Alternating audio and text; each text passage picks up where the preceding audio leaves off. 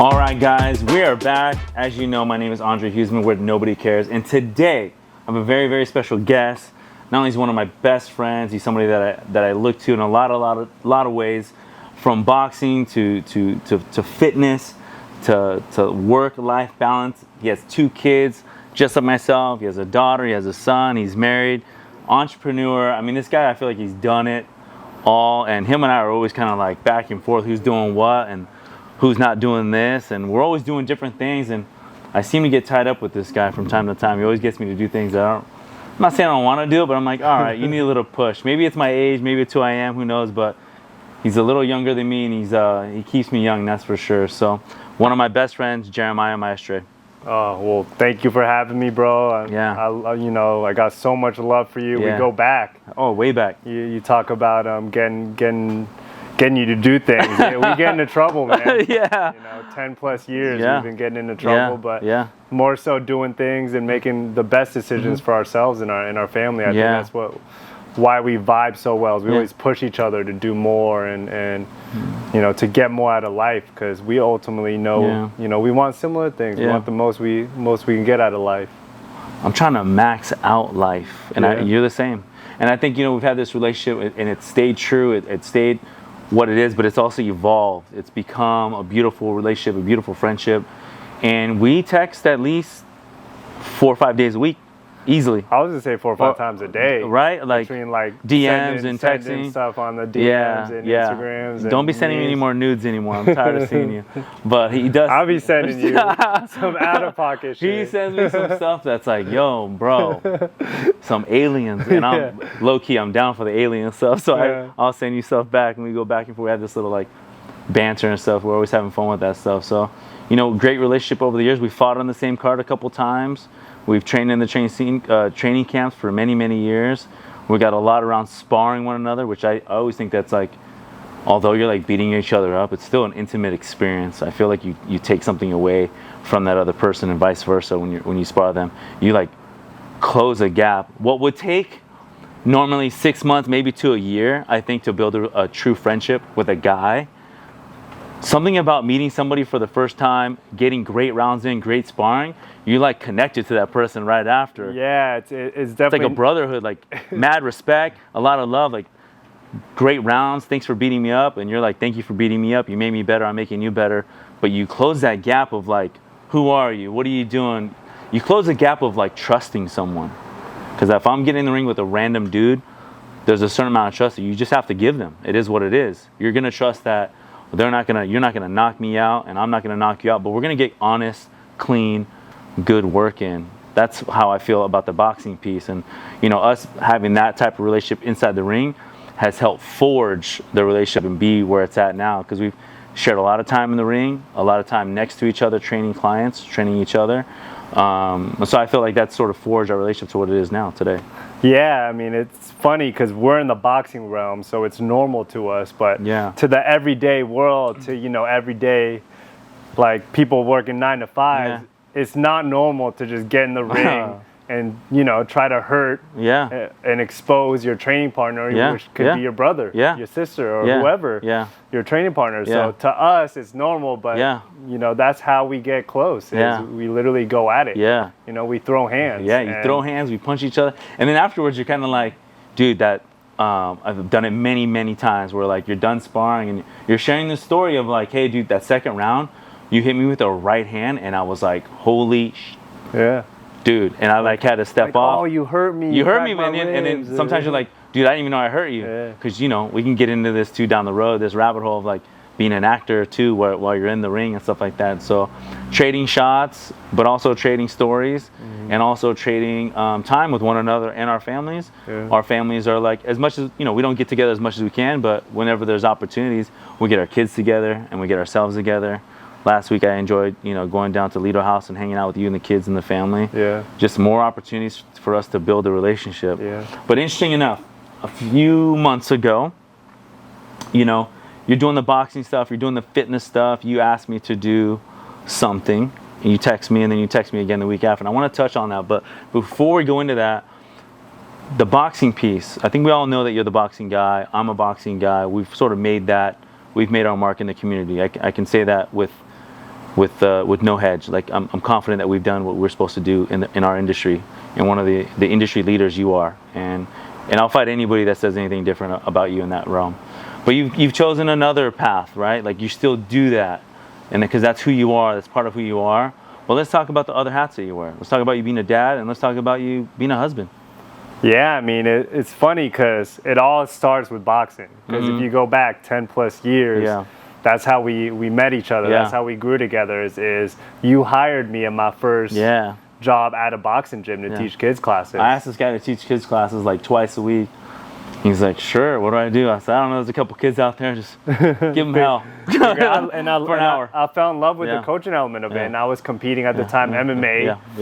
At the time, I think I just turned 21 years old, so, and I was building desk at a college. Dude, you were building desk. That was my job, and then I was going to college, I was building desk at a college for, to pay my little bills, and then, trying to get ready and pursue this career of professional fighting. Long story short, I ended up dropping out of college. You gave me a job at the gym, and I started teaching at the gym, coaching kids, everyday people at the gym, and start trying to pursue that professional athlete dream of mine. And then the years go by, and I get more fights, I get more clients, businesses expand, and I moved to New York to expand my business and myself as a fighter, and now years go by again, and now we're here with kids. Yeah, dude. How'd that end up happening? Well, I know you guys moved back, and like the family was already you had your son out in New York, and then you came back this way, and you had your daughter. And you guys got the house and all kinds of stuff. You guys got a lot going on. What's it like being a father? But you're an entrepreneur. You got a lot of different things. You work with a lot of different brands, but not just a lot of different brands. And I don't mean like you work with 100 brands. You work with a lot of heavy hitters. You work with high quality brands, like home name types of stuff, like brands that are like really out there, people that are changing the game, in my opinion, like ASRV. I think they're an incredible brand. I think they got a lot of dope stuff out there, and you're one that you wear it well, you rock it well, and you've sort of shed a lot of light on that brand. And so well, I mean, just to give more context to the audience, when people always ask me, hey, what do you do? Or I'm meeting somebody new, it's so hard to explain because I do so much. Right. But I just tell them fitness and boxing to be specific. And New York, I was helping spread boxing in the fitness world. And I still look at it that way. I'm trying to make it more accessible to people, trying to build the sport of boxing and the fan base up, which I think I have helped with that in the fitness sense. I also consult. I consult for Peloton. You do. I help them with their boxing program. And helping refine that. What's that like working for Peloton? It's great. I mean, I know a majority of all the instructors through the fitness world, and where we all came up in fitness together, and it's cool to see, them working with such an iconic brand and growing with an iconic brand. And it's I was humbled that they asked me. To help them on the boxing realm side of it. So that was incredible. It's fun. And, I work more with the producers though, and the programming and making sure it's aligned with the brand, but also aligned with the authenticity of the sport. But I can't say enough good things about those instructors. Everybody there, I got so much love for. They're like brothers and sisters to me. That's incredible. And let's talk about you done some stuff with whiskey or tequila and stuff like that too? Lobos. Yep. I work closely with Lobos. That's LeBron's tequila company. That's crazy. That's been fun. We flew out to the Arnold Classic. Yeah, I remember. In Ohio to cover the event with Lobos. Yeah. And we came out to New York to their HQ out there and did some content. I do fitness, consulting, I content creation. And the content side of it is I'm just trying to document my journey and share it with others, and hopefully help them, inspire them to pursue what they're passionate about, whether it's the things that I'm aligned with now, which is being a dad, family, boxing, endurance training, which you mentioned is a little newer, but going back to your question about being a family man. What's it like being a dad? Like, what's it like? I mean, I know what it's like for me, but what's it like for you? For me, it's and we're doing it at the same time. It's funny because, a lot of parents will, first time I held my baby, I fell in love, and it's been so, I'm on fire for them since and it was different for me. I'm not saying I didn't feel that way, but I had to really adjust and grow into the role of being a father. Yeah. And now I could honestly, truthfully say with all my heart, being a dad is the most fulfilling thing in the entire world. More than the extensive training I do, whether it's boxing or marathon training, which that's extremely fulfilling for me, or else I wouldn't be doing it. For as long as we've been doing it. Yeah, you know, traveling and life experiences are all incredible. It's all great. But nothing beats just like spending time with my kids. Yeah, man. And I really had to grow into that and grow as a person. And I'm a very selfish guy. I take hours and hours to train, hours and hours to refine my business, hours and hours. Like I gave my life to it. When before kids, I lived in New York. I would get up at 3:30, do my morning routine, get in a cab, teach a 5 a.m. class to a great group of like Wall Street finance guys. Then I'd go train at Gleason's for 2 or 3 hours, and I'd come back, I'd teach more classes, I'd train more clients, I'd help grow this boutique fitness business I was working at, and you know, it was a lot of me. And then anytime outside of that, I was spending it with my wife and growing our relationship and like kids, people, like, it doesn't matter how many books you read, how many people you talk to. Ain't nothing. When you have kids, it's so different. And it rocked me almost. I didn't know how to adjust to it. And then you add in moving across the country because the world's closing down. And then, during not just to move, but plus you moved at a really freaking wild time, man. It's like, you know, sink or swim. And you guys, both of your careers' trajectory had already been on this upward trend, right? It was like you guys got there and sort of this hockey stick, like boom, it was go time for you both, and you were just climbing. So like you guys left a lot. You left a lot, but you didn't. You left a lot of opportunities on the table, but you didn't. Because you guys are so well connected, so well versed. When both of you, in my opinion, you know, as someone on the outside looking in, I'm like, dude, they're moving back, and you know, there's chatter. Oh, they got to start over.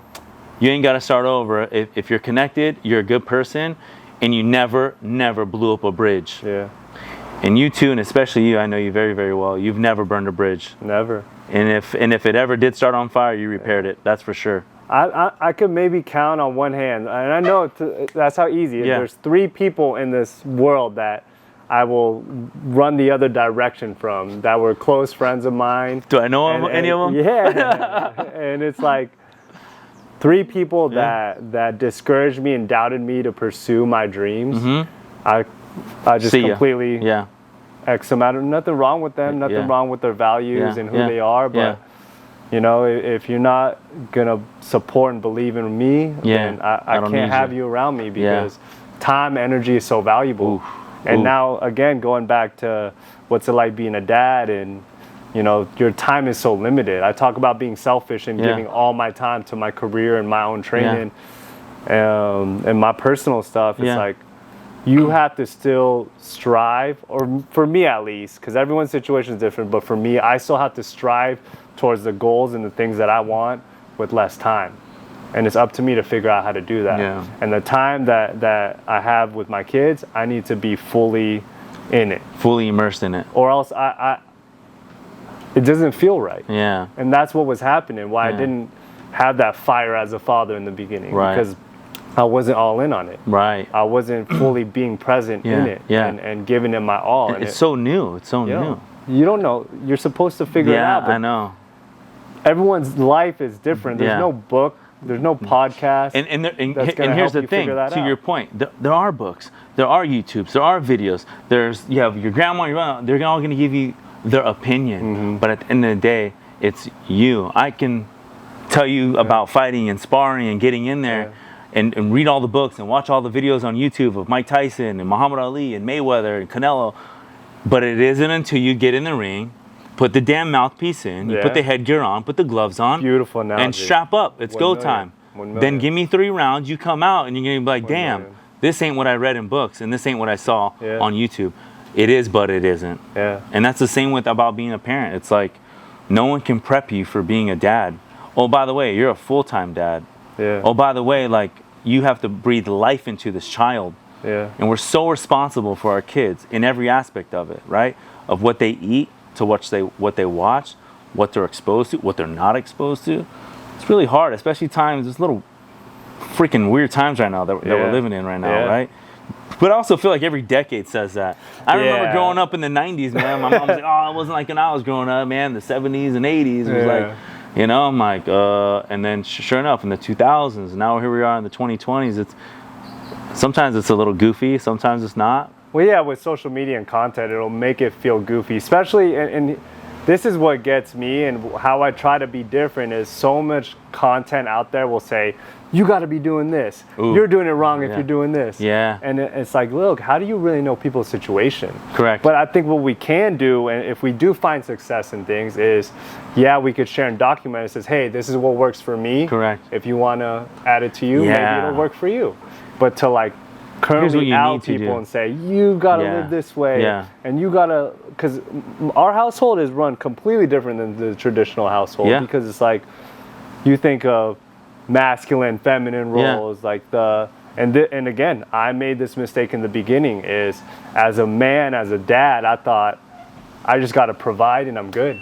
Correct. And then tell me how I'm like, and that's how we grew up, right? No, yeah. But providing is like 1% of it. Bro, it's a lot, but it's not. Yeah. It's a lot of like, providing, make sure the mortgage is dialed in, everything's paid for, the lights are on, AC, water, like all the things that you need. The car payments are paid for, and you know there's food in the fridge, all those things.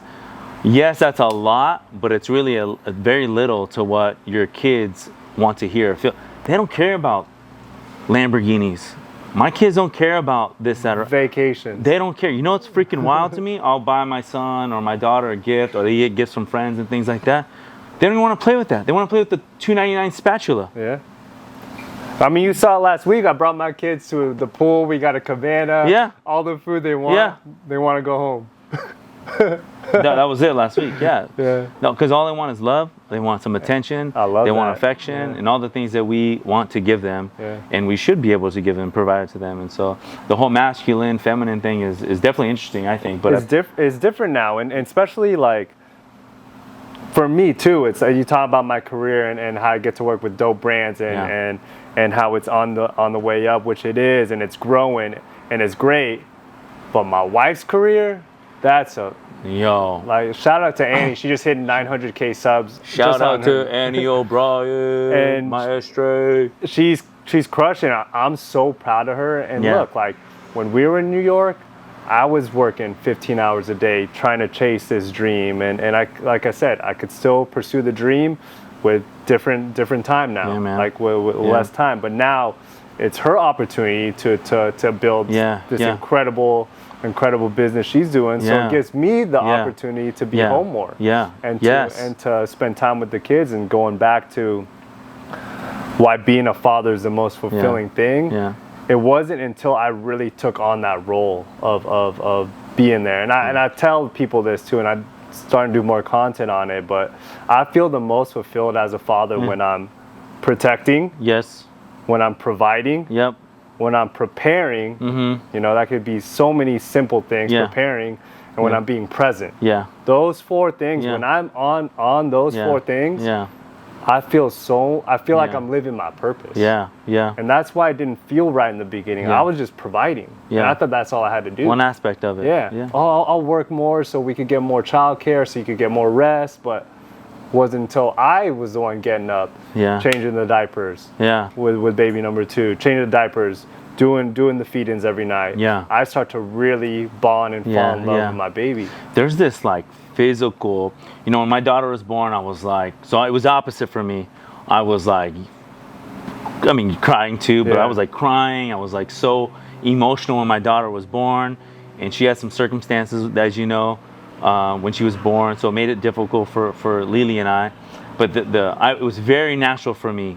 That came in. Prior to that, this is no joke, I never changed a diaper till my daughter, not one. And then being around kids, only child, never grew up around it. My friends, they had all their little cousins running around. I was just never fond of little kids. Then I have my own, and I'm like, I just want to be around her. Absolutely love her. We had a second child, my son, when he was born. He had some circumstances too when he was born that threw us off a little bit. I had a disconnect because the things that were going down. Lily had, my wife basically almost died, right? Yeah, and I so remember. shortly after shortly yeah. after, you came to the hospital. Shortly after he was born, my experience was trying to, hopefully my wife is okay. I didn't get the bonding time. I think my son and I did skin to skin twice. So it was a lot of missing things that happened. There was a giant gap between my son. And I told, because I'm open about this stuff, especially, you know, talking to my wife, I'm like, Lily, I'm like, yeah, I didn't feel that connection. I know he's my son. I love him. None of that, but it's that. Yeah.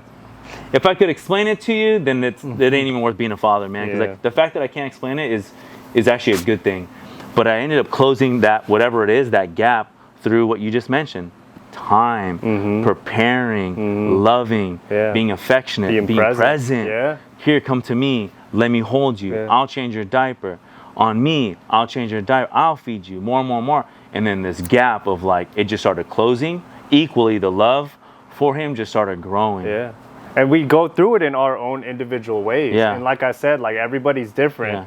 But like when again, protect your family, provide for your family, prepare for your family, and be present with your family, you start to feel that purpose as a dad. And I hope we could, you know, encourage other dads to get like that and not get caught up in those.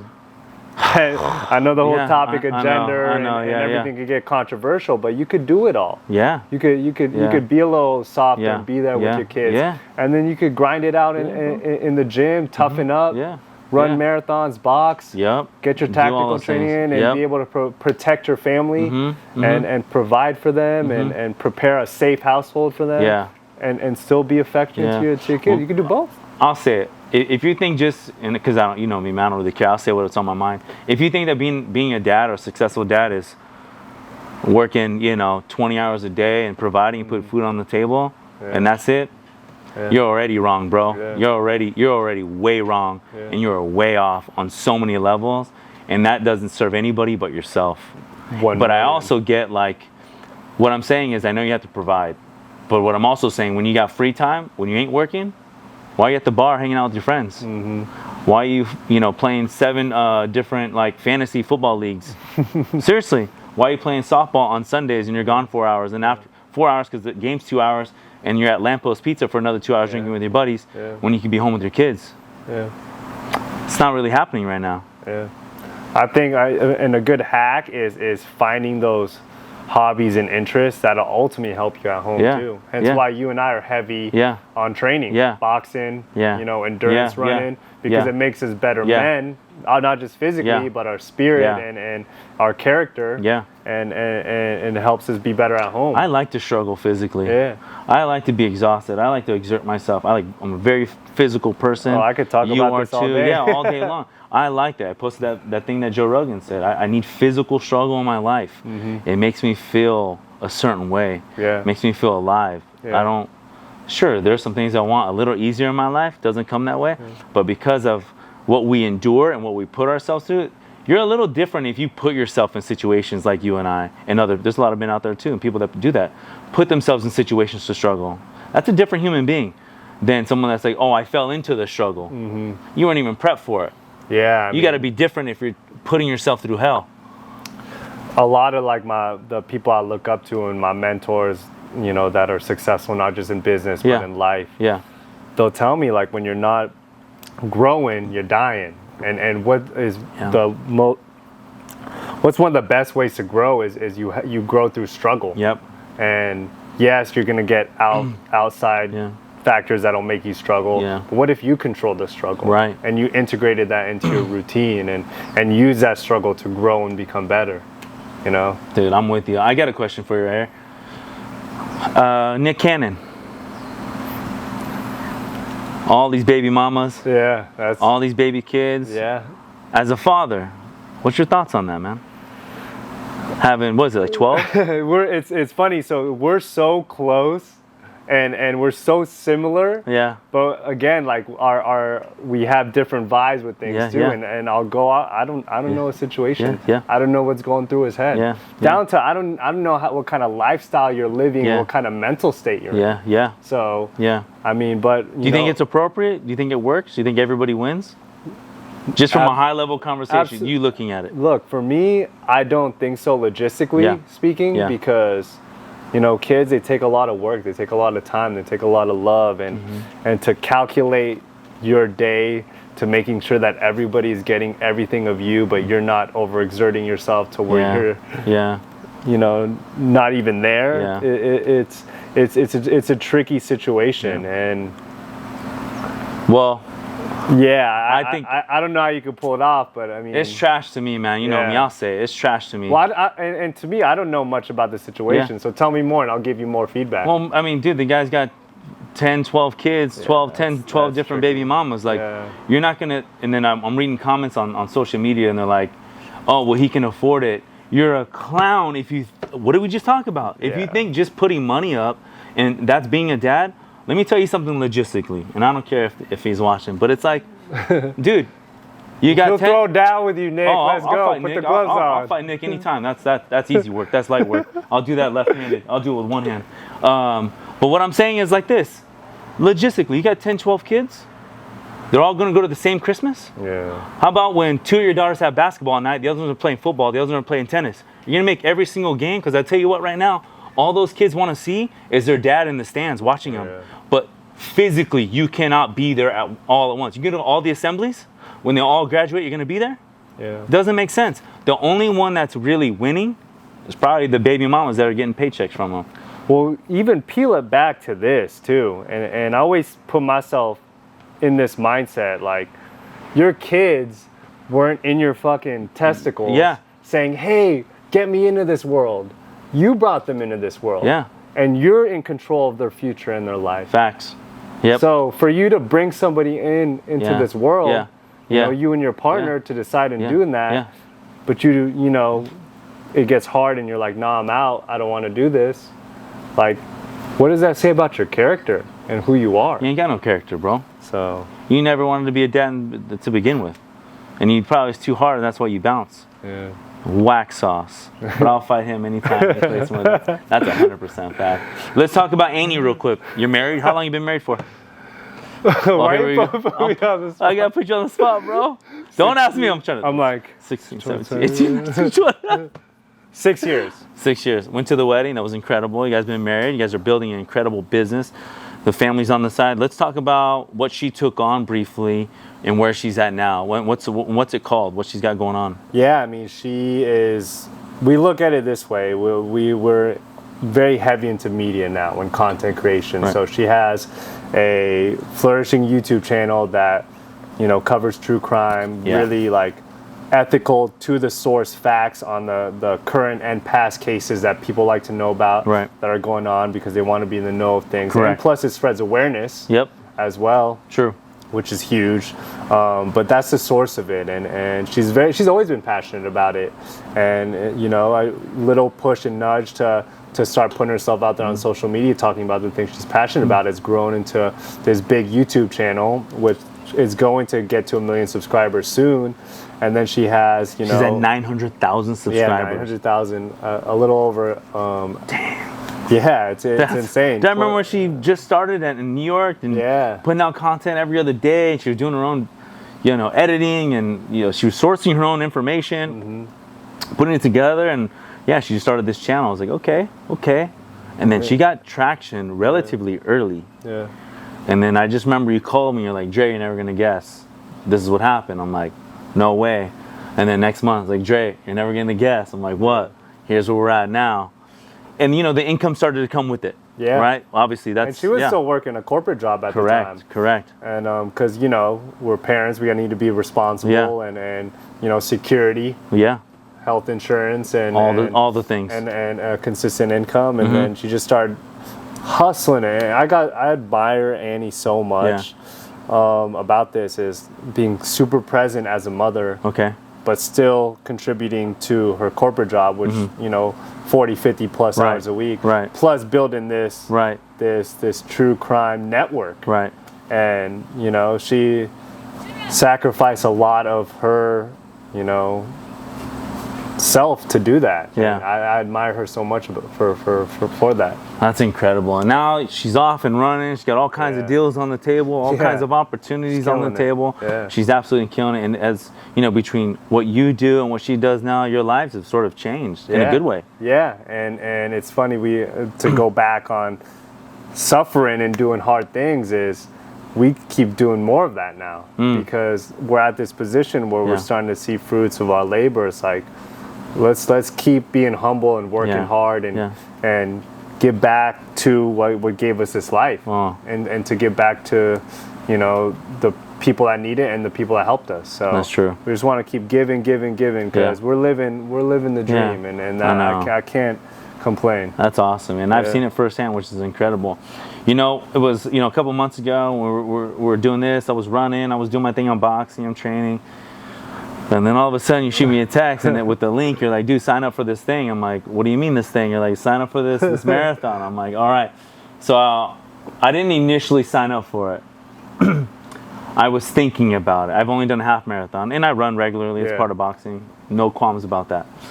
So running wasn't new to me. That type of distance running was definitely new to me. And then you had text me a couple of days later. You're, hey man, you signed up, right? And I'm like, oh shit, I better sign up. I can't let this dude, you know, whatever. And he just made a point too, right before we started recording. So I have about 4 weeks to train myself. 4 weeks, all of us really, like 4 weeks to really go in on this training. And I never ran 26.2 miles. And call it me being naive, whatever, but I didn't really look too far into it. I was like, all right, I'm gonna run a couple miles. I started training. I ran one time 19 miles, pretty much almost 20 actually, because we walked the other half, Jonathan and I was like, all right, like this is it. But like you said, I really only trained for 2 weeks, maybe 3, and I tapered off the last week and a half because you don't want to, you know, go into it like that. And so I get all prepped. I got my little cummerbund thing with all my G gels or whatever. Have a good little breakfast in the morning. We get over to Fashion Island, Newport Beach. I think I get there like at 5. We have another friend of ours, Leo, who signs up like the night before. Yeah, another great dad. Yeah, great dad. Yeah, new dad, great dad, athlete obviously. And we signed up for it, and our friend Jonathan, he ran too. And then we just started running, man. We just started going, and you crushed it. Yeah. I mean, you've always been a better runner than me. You finished it quick. You and Jonathan finished it quicker than I did. But 4:04, 4:05. I mean, marathons, for my first one. Marathons are hard, and kind of like your mindset leading up to that has been mine for the last 3 I did. Yeah. I'm like, let me just try and do it. And then now, like, I'm really invested in the training element. I did not realize till in the comments when I posted a cool little video and whatnot. And then just talking to people, you know, the next day I'm at my business and people are like, dang, Joe, you ran a marathon? I'm like, dude. I'm like, people are kind of like, whoa, do you run? Dude. I'm like, and then reading my comments, like, this is a bucket list for people. It's hard. It's a hard thing when to I do. say I didn't look too far into it, I would have not bailed out. But when you start reading forums and comments and people are like, oh, dude, this is like a lifelong journey. People train 6 to 9 months. People train their whole life for this. And I'm like, I trained 4 weeks. I'm like, did it on a whim, yeah. Yeah, did it on a whim. I killed it. Yeah, no, I'll say myself. I did all right. Yeah, but so we did that. That was fun. Another thing we've done together, right? Yeah. Finished. It was all good. Had a couple beers afterwards, and then now you have a marathon coming up. Another one. Yeah. So I've fallen. This is number 4. Number 4. So I've fallen like heavy into your training is like you've hired a coach. Yeah. You got a really strict program. Yeah. Your strength training is on deck.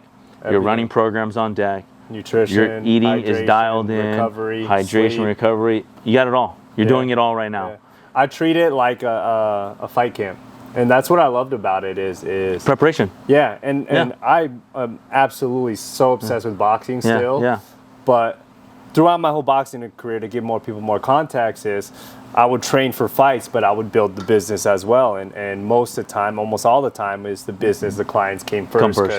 Monetary value, that was helping me live life. Yeah. And I would try to pursue this competitive professional career. Well, look, like when you have kids and you become a dad and you have a lot more on the line, dude, you can't take the sparring trauma as frequently anymore. Correct. Yeah. So I was missing something physically. Yeah. You know, and physical struggle. My physical struggle. I was missing. Yeah. I can't just get in the ring and box all the time. Yeah. So I started picking up distance running. Yeah. And the first time I ran 26.2 miles, I was in Maui on vacation, and I was like, I'm just gonna see how far I could run.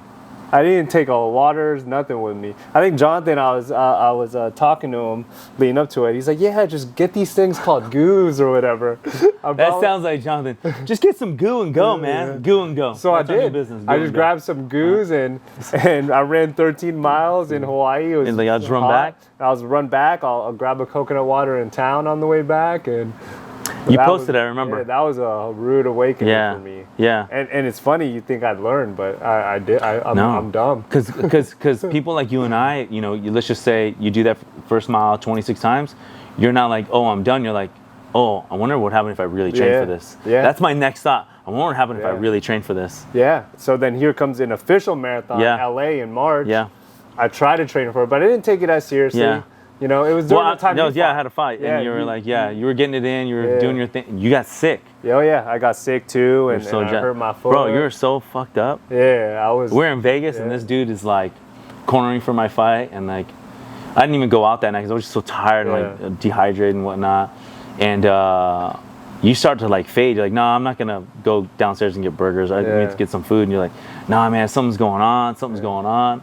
And then I get food. Bug. I know, and I get back into the room. This guy's like toast. Oh man! And then you were sweating, shivering. Yeah, to get me an IV. Yeah. Then the next morning, he's like, dude, I'm like, you need an IV. And then I called downstairs. I'm like, hey, do you guys have we have an IV thing. Bring him down here. I'm like, do you guys do mobile? They're like, yeah, we'll come up. Yeah. I was like, how much is it extra? He's like, $100. And around when I said 100, I don't care how much it is. Just have him come up here.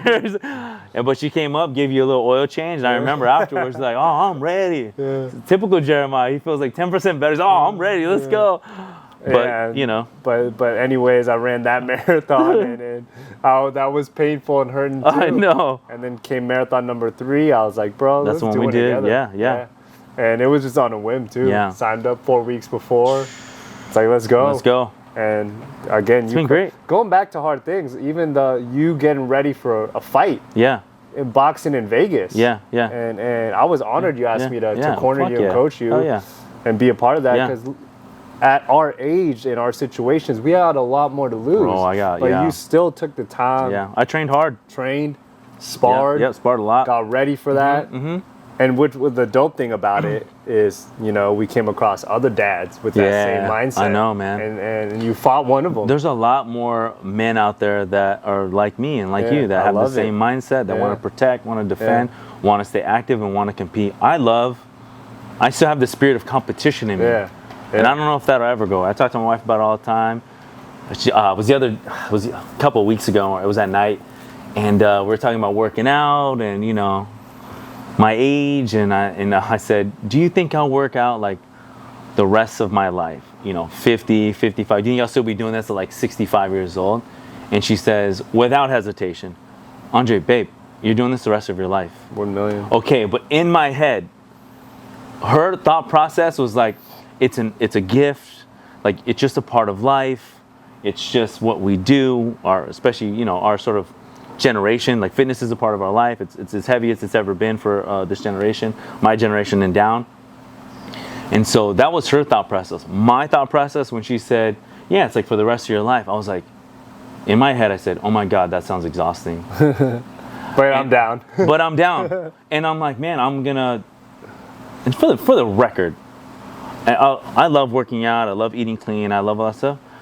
Damn it, bro, it's hard. Yeah. I have, you have, and anybody who's been doing it as long as we've been doing it, and I haven't stopped doing it since I was 13. And I run across some of my older friends, and they've said, well, Dre, you work at a gym, bro. It's easy to stay in shape. It's easy to be like, you walk around, you think I look at a boxing bag and I box? You think I look at weights and I get fit? How about this? A roofer's house is always leaking. A plumber's toilet is always running, and a mechanic's car is never running. What I'm saying is, if you roof all day, the last thing you want to do is go home and work on your roof. Mm-hmm. If I train people all day long, chefs, thank you. They're in the back. You think they want to come home and start cooking up a fancy meal? No, it's you watch The Bear? By the way? No, I haven't. Oh, you should watch The Bear. Is it good? It's about this chef, but like Bear Grylls? Nah, it's. I like Bear Grylls. But anyways, same concept. Yeah. He's cooking, bomb ass meals all day, comes back home, eats a PB&J. Yo, yeah. I'm with that. It's hard. But again, doing hard shit is who we are. Because go on the other side of it. Oh no. And you don't work out for You're tripping. a year, a month. You're tripping. You're not gonna like the way you feel. No, I won't like the way I feel, who I've become. Mm-hmm. It's all downhill. Yeah. It's all downhill from there. The way I look and the way I feel. Because a direct correlation for at least for myself. If I feel good, if I look good, I feel good. Yeah. I've always felt that way about myself. And I think it's where the media and culture in the world will make you think easy, whatever's easy, will make you happy and give you a good life. Yeah. It's never the case. No. You don't want easy. You want fulfillment. Yeah. You that's real happiness. Yeah. Is feeling full, feeling like your cup is full. That fulfillment, unfortunately, for a lot of people that don't know, doing hard things will give you that fulfillment. Working on yourself, working on your relationships. There's nothing easy I've done, you've ever done, where I've walked away and I'm like, oh, I'm so glad that's in my life. Yeah. Because if it was easy, then everybody can have it. Yeah. Everyone can do it. And there's a lot of things that a lot of people do that no one can touch, see, or physically do. And we have the opportunity to do that. And I like doing that. You know, I have a mentor myself, and one of the things he said, and he's sort of slowing down, right? His body's shutting down. He's in his late 60s.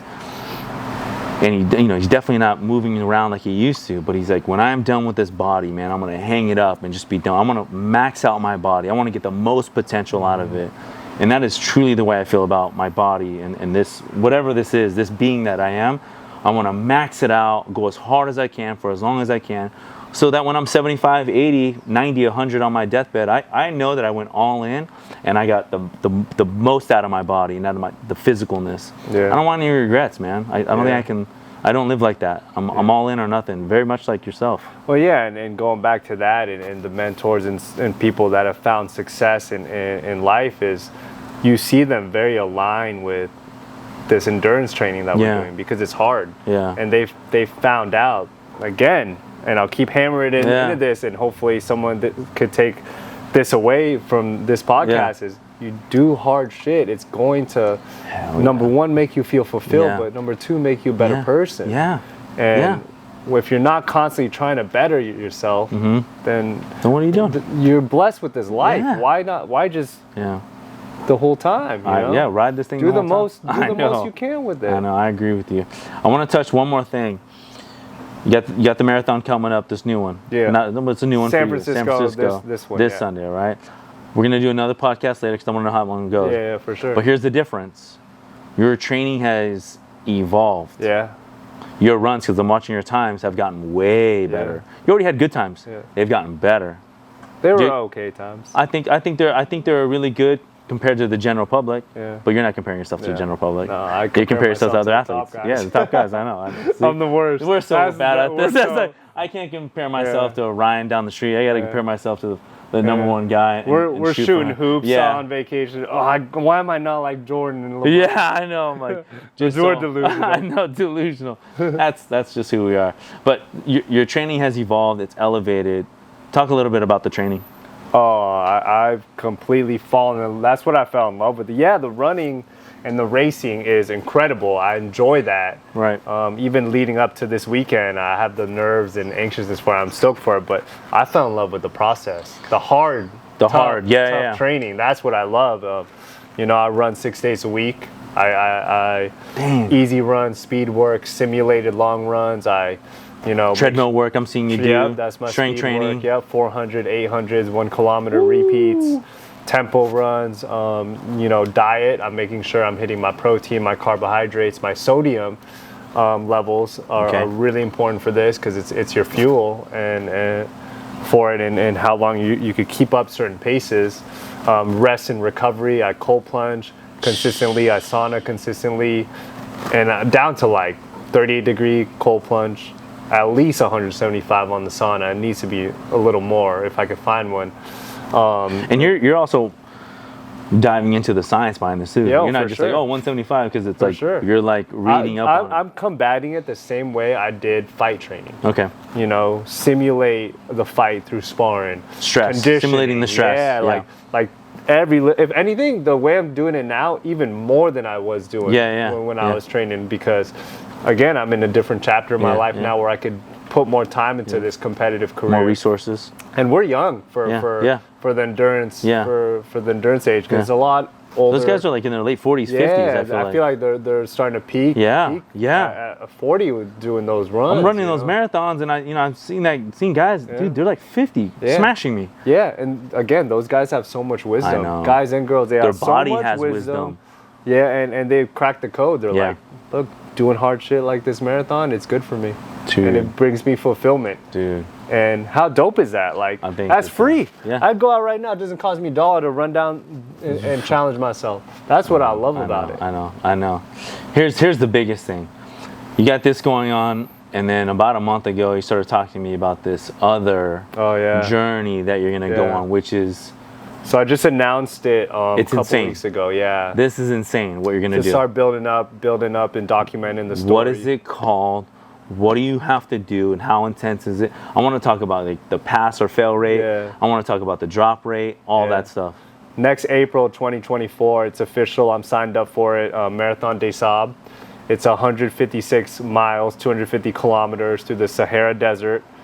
So I fly to Morocco. It's a 6-day stretch, so it's a multi-stage ultra race. Meaning you run multiple days.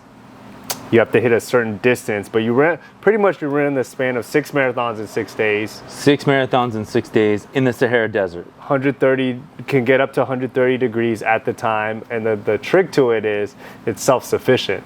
So you have to be self-sufficient. Yeah, so I'll pack my own bag with all my own food and all my own equipment, and all they provide is water and a bivouac, which is like 2 or 3 sticks with like a tent with like cloth over it. To sleep. And I think they have not a mat, but like a rug. But they got paramedics on site and stuff like that too. For sure. Evac and stuff like that. They need to. I think only 3 people have died in the. Yeah.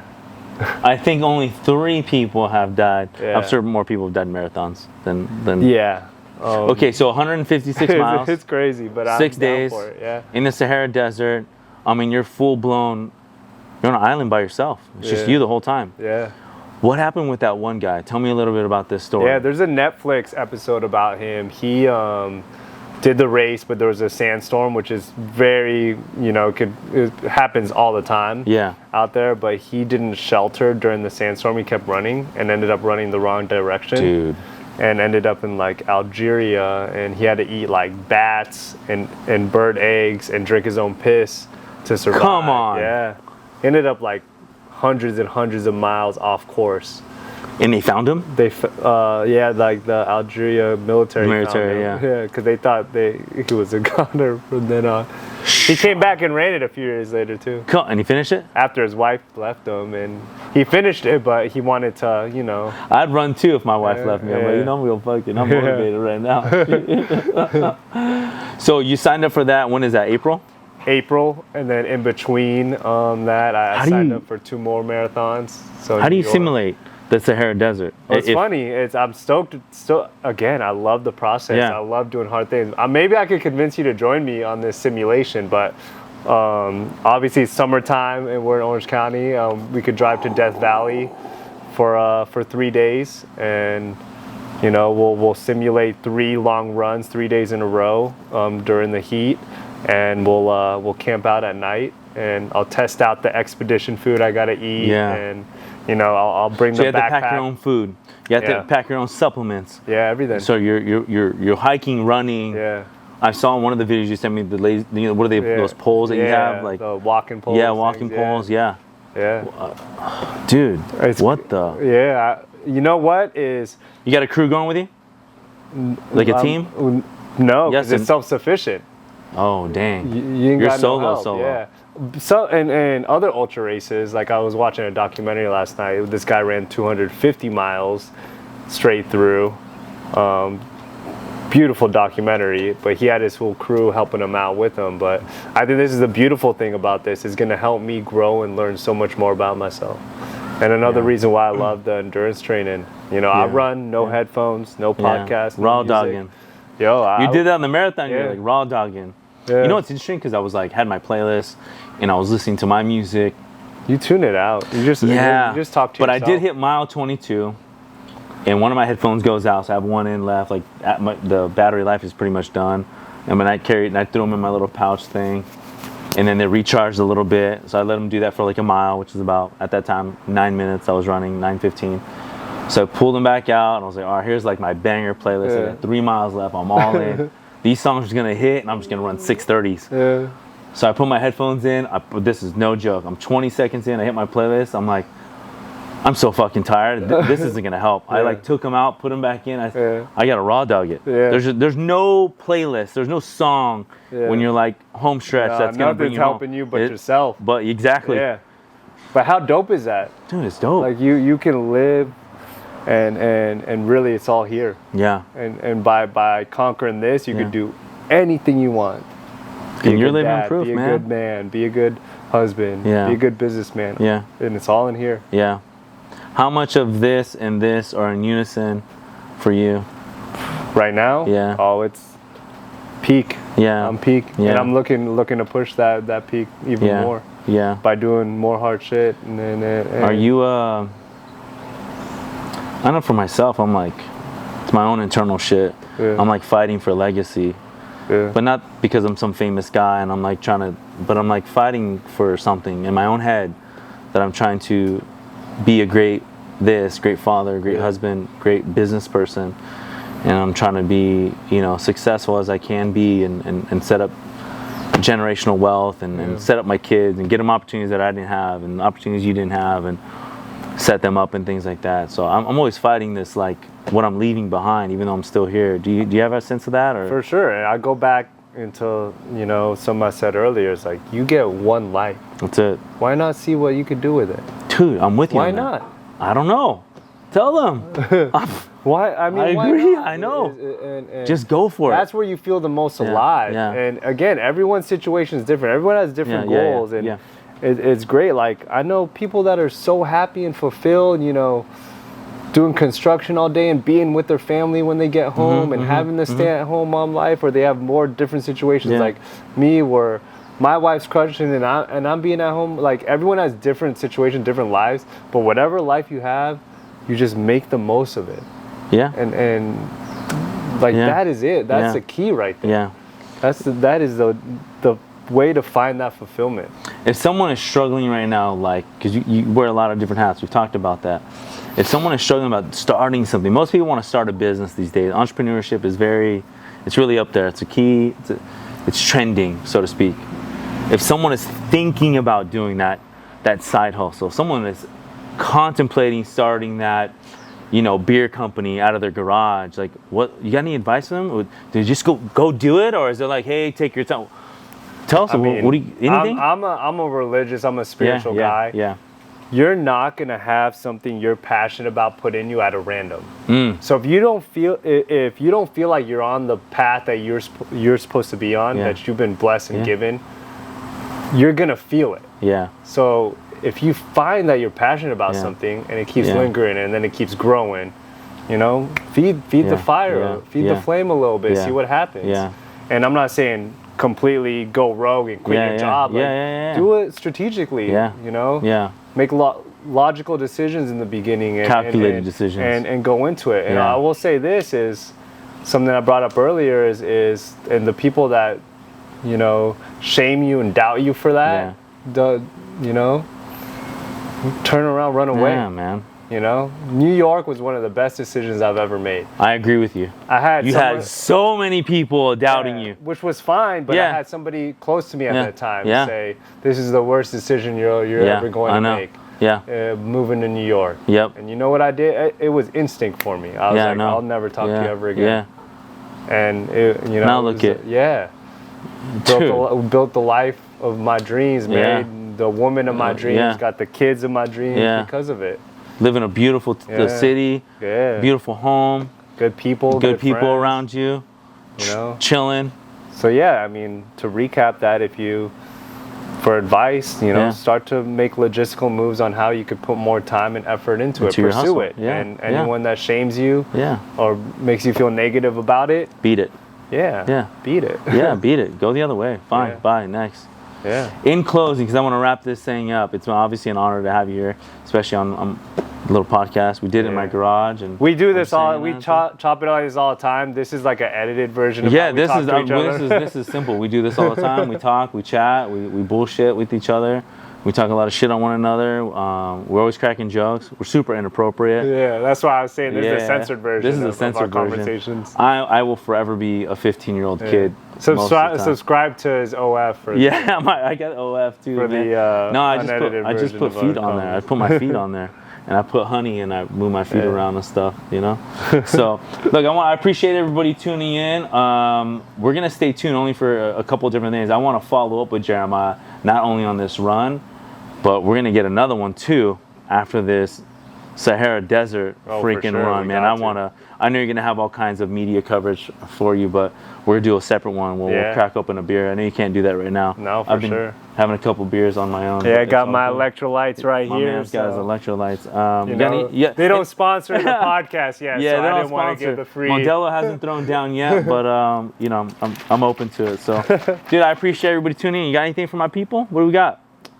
I mean, do hard shit. Doing hard shit and I mean, so I say fulfillment is free. Yeah, that's it. Find that fulfillment doing difficult things, and especially all the dads out there. And again, I don't want to be that like, as a dad, you should be doing this and that, because again, everyone's situation is different. But I found fulfillment as being a father by protecting, providing, preparing, and being present. That's it. You got it. Those are the 4 P's right there. We're gonna wrap it up.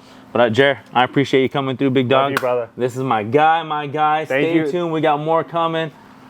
Thank you guys for taking the time to view this, and hopefully you connect after, yo. That's it. I'll see you guys. That was sweet, man. Thank you, bro. Easy. Yeah. Easy. Is that good? Perfect. The mic, I forgot to turn it on. I'm doing this podcast for a lot of different reasons, but more than anything, I want to get perspective on new mothers, current mothers, mothers that are excited, mothers that are indifferent, mothers that are looking to be incredible moms. I want to get all those emotions, all those feelings, all those conversations on the table, all to say that at the end of the day, nobody fucking cares.